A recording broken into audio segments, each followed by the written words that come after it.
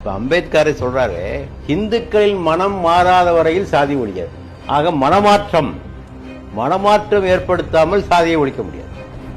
இஸ்லாம் அங்கதான் போகுது. எப்படி மனமாற்றம்? இறைவன் ஒருவன், அனைவரும் ஒரு ஆணிலிருந்தும் பெண்ணிலிருந்தும் பிறந்தவர்கள், ஆகவே அனைவரும் சமம் என்ற இந்த கருத்தை ஆழமா முஸ்லிம்கள் மனதில் பதிய வச்சிருச்சு.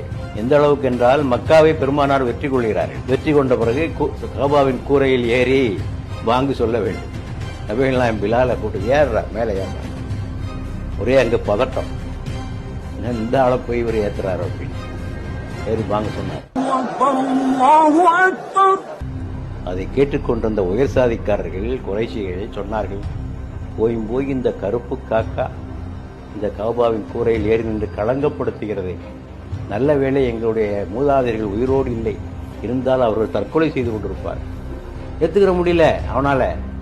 கொடுத்தாங்க அந்த பதவியை, உயர்ந்த பதவியை அளித்து சமமாக ஆக்குவது, இருவரையும் ஒன்றாக சேர்ப்பது, ரெண்டு பேரும் சகோதரராகணும், ரெண்டு பேரும் மோத விடுறதில்லை. இன்னைக்கு என்ன நடந்துகிட்டு இருக்குன்னா, நம்ம நாட்டில் சாதி ஒழிப்பின் பேரால ஒரு காலத்தில் நம்மள அடிச்சாயவன் திருப்பி அடி. அவருடைய குடும்பத்தைச் சேர்ந்த பெண் ஜெய்னப் பின் ஜஹஷ், ரசூலுல்லாஹ் குறைஷி குலத்தை சார்ந்தவர். யாருக்கு மனம் முடித்து வைத்தார்கள்? ஸைத் பின் ஹாரிஸ் முடித்து வைத்தார். அவர் அடிவி வம்சத்தை சேர்ந்தவர். ரெண்டு பேருக்கும் மனம் முடித்து வச்சாங்க. இது பின்னால் தொடர்ந்தது.